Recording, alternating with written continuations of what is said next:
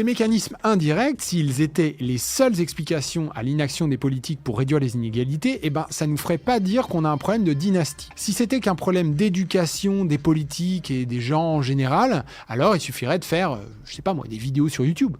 Le truc, c'est que les chercheurs ne s'arrêtent pas à ces mécanismes indirects, bien au contraire.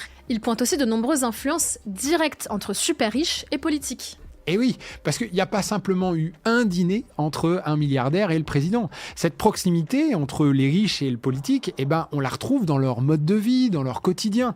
Ils fréquentent très souvent les mêmes cercles, ils vivent dans les mêmes quartiers de Paris, leurs enfants sont scolarisés dans les mêmes écoles, ils vont en vacances aux mêmes endroits. Il y a de quoi développer de sacrées théories du complot quand on regarde sur Wikipédia les collèges et lycées des enfants des grandes fortunes, des personnalités politiques, des éditorialistes et des présentateurs télé. Adam Smith avait déjà remarqué cette proximité il y a plus de 2 siècles. Il expliquait que les plus riches avaient l'oreille du pouvoir par défaut, alors que les simples travailleurs, eux, parce qu'ils n'avaient pas le droit de s'organiser, n'étaient ni consultés ni entendus. Ça ne faisait pas d'Adam Smith un syndicaliste pour autant. En revanche, il a clairement écrit qu'il était du devoir des politiques de trancher les débats entre travailleurs et patrons dans le sens des premiers, les travailleurs, pour rétablir la justice. Attention, citation de Smith pour faire classe. Toutes les fois que la législature essaye de trancher les démêlés entre les maîtres et leurs ouvriers, ce sont toujours les maîtres qu'elle consulte. Aussi, quand le règlement est en faveur des ouvriers, il est toujours juste et raisonnable. Bon, le politique qui tranche en faveur des travailleurs, ça me semble pas hyper réaliste sans des syndicats puissants. Et des syndicats puissants, ça a été le cas au milieu du XXe siècle, mais bon, aujourd'hui, à l'ère de l'auto-entreprise et de l'ubérisation, on en est loin.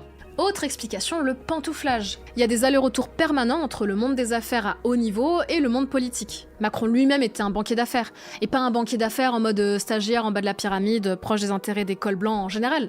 Non, un banquier d'affaires proche des hautes sphères et de leur intérêt à eux.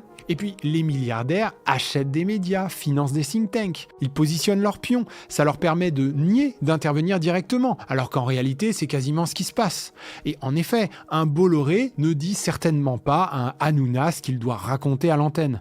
Mais en même temps, pas besoin, puisque le second a parfaitement compris les intérêts du premier. Et si jamais le subordonné devait dévier de la ligne voulue par le maître, il sera immédiatement remplacé. Ça marche un peu pareil avec les think tanks. On finance des gens qui écrivent des trucs qui vont dans notre sens. Si vous voulez savoir comment ça marche, allez demander aux industriels du tabac ou du pétrole. Et pour finir, il y a le financement des campagnes politiques. Alors bon, chez nous, c'est pas le pire, mais aux US, un petit chiffre, 80% du financement des campagnes est privé et assuré par seulement 30 000 individus. Donc c'est le 0,01% qui finance les campagnes. Avec ça, tu m'étonnes que les élus évitent de parler de redistribution. Tout ça pour dire que oui, malheureusement, plus les inégalités augmentent, plus les politiques semblent s'en foutre. On le voit parce que les inégalités en hausse ne provoquent ni l'adoption, ni même la discussion sérieuse de lois qui permettraient de réduire ce phénomène. Et parmi les raisons qui expliquent ça, les liens étroits entre le pouvoir politique et les grands capitaines d'industrie y est certainement pour beaucoup.